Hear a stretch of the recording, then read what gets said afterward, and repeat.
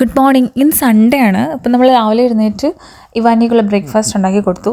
അവൾക്കിന്ന് അവക്കാഡോയും ആപ്പിളും കൂടെ കട്ട് ചെയ്താണ് കൊടുത്തത്. പുള്ളിക്കാരി രാവിലെ തന്നെ പെയിൻറ്റിങ് സ്റ്റാർട്ട് ചെയ്തിട്ടുണ്ട്. എന്താ വരയ്ക്കുന്നത്? സ്നോമാനാണോ?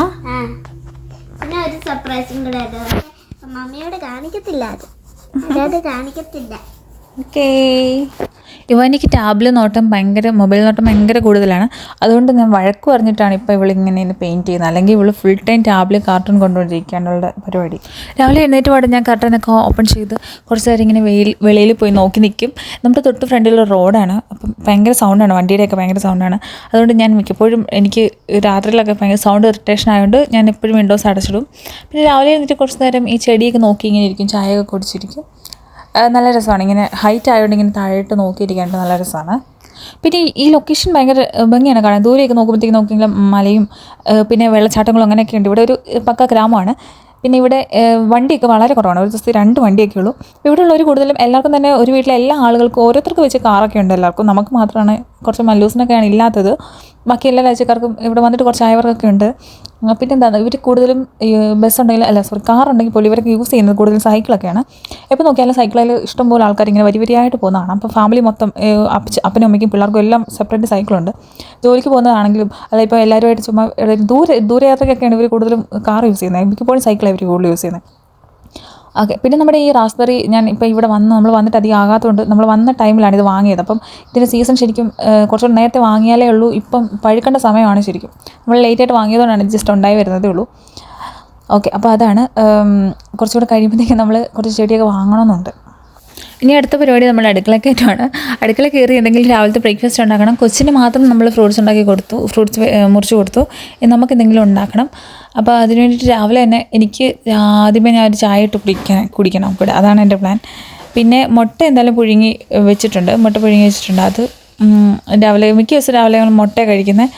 പിന്നെ ഉച്ചക്കത്തേക്ക് ചോറും പിന്നെ ഇന്ന് ചിക്കൻ കറിയുമാണ് വെക്കുന്നത്. ചോറും ചിക്കൻ കറിയാണ് ഇന്നത്തെ പ്ലാൻ. പിന്നെ അടുക്കള കുറച്ച് മെസ്സായിട്ട് കിടക്കുന്നത് കാരണം രാവിലെ ഞാൻ എഴുന്നേറ്റ് ഇവൾക്ക് ഫ്രൂട്ട്സ് വെട്ടി കൊടുക്കാൻ വേണ്ടി കുറച്ച് പാത്രം കഴുകാനുണ്ടായിരുന്നു. അതെല്ലാം കഴുകി വെച്ചിട്ട് വേണം ഇനിയിപ്പം എന്തെങ്കിലുമൊക്കെ ചെയ്യാനായിട്ട്. പിന്നെ ആദ്യം തന്നെ ഞാനിപ്പോൾ കുറച്ച് ദിവസമായിട്ട് നമ്മുടെ അരി പാർബോയിൽഡ് റൈസ്, അതായത് നമ്മുടെ ചാക്കരി, അത് കുതിർത്തിട്ടാണ് ഞാനിപ്പം സമയമുള്ളപ്പോൾ മാത്രം കുറച്ച് നേരം കുതിർക്കാൻ വെച്ചിട്ട് ഉണ്ടാക്കുവാണെങ്കിൽ ജസ്റ്റ് തിളപ്പിച്ചിട്ട് മൂടി വെച്ചാൽ മതി. അപ്പം കുറച്ച് കഴിയുമ്പോൾ ചോറ് റെഡിയായിട്ട് കിട്ടും. അങ്ങനെയാണ് ഇപ്പം ഞാൻ ടൈം ഉള്ളപ്പോൾ മാത്രം അങ്ങനെയാണ് ഉണ്ടാക്കാറ്. പിന്നെ ഈ ഒരു റൈസ് കുഴപ്പമില്ല. പക്ഷേ എന്നാലും റെഡ് റൈസ് വാങ്ങിക്കണമെന്നുണ്ട്. എവിടെയെങ്കിലും മലയാളിക്കടയിൽ നിന്ന് ഇവിടെ അടുത്തൊന്നും ഇല്ല. അപ്പോൾ നമ്മൾ ഓൺലൈനായിട്ട് ഓർഡർ ചെയ്തിട്ട് റെഡ് റൈസ് വാങ്ങിക്കണമെന്ന് പ്ലാനുണ്ട്. ഇവിടെ ചിക്കൻ കിട്ടുന്നത് നമ്മൾ തൊലിയോട് കൂടിയാണ് കിട്ടുന്നത്. അപ്പോൾ നമ്മൾ തൊലിയൊക്കെ പൊളിച്ചിട്ട് വേണം കറി വെക്കാനായിട്ട്.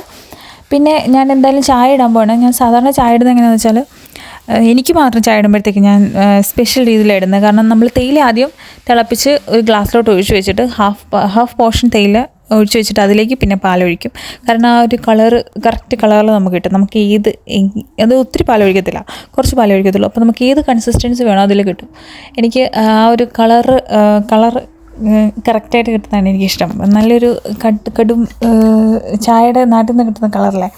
പിന്നെ എന്നിട്ട് ഞാൻ ഈ ചായ ഗ്ലാസ്സിലോട്ട് ഒഴിച്ചിട്ട് പിന്നെ ഞാനിത് ഓവനിൽ വെച്ച് കുറച്ച് നേരം ചൂടാക്കും, പഞ്ചസാരയൊക്കെ ഇടും. അപ്പോഴത്തേക്കും കാരണം ഫ്രിഡ്ജിൽ നിന്ന് എടുത്ത പാലല്ലേ, അതിപ്പം തണുത്തായിരിക്കത്തില്ല, അപ്പം ചായ തണുത്ത് പോകും. പിന്നെ ഇവിടുത്തെ പാലങ്ങനെ തിളപ്പിക്കേണ്ട ആവശ്യമൊന്നുമില്ല കേട്ടോ. ഇവിടെ ഓൾറെഡി പാസ്ചറൈസ് ചെയ്ത് വരുന്ന പാലാണ്. നാട്ടിലും അത് തന്നെയാണ്, തിളപ്പിക്കേണ്ട ആവശ്യമില്ല ശരിക്കും. പിന്നെ നമ്മൾ ഓവനിൽ വെച്ച് ജസ്റ്റ് ചൂടാക്കുന്നുണ്ടല്ലോ, അതിൻ്റെ ആവശ്യമുള്ളൂ. ടേസ്റ്റിന് വലിയ വ്യത്യാസമൊന്നുമില്ല. പിന്നെ എനിക്ക് എപ്പോഴും ഇങ്ങനെ വ്ളോഗ് ചെയ്യണമെന്ന് മൂഡ് കിട്ടത്തില്ല. വല്ലപ്പോഴും ഒക്കെ എനിക്ക് തോന്നിയിരിക്കുമ്പോഴത്തേക്കും ഒക്കെ ഞാൻ ചെയ്തോളൂ കേട്ടോ. അപ്പോൾ നെക്സ്റ്റ് വീഡിയോയിൽ കാണാം. ബൈ.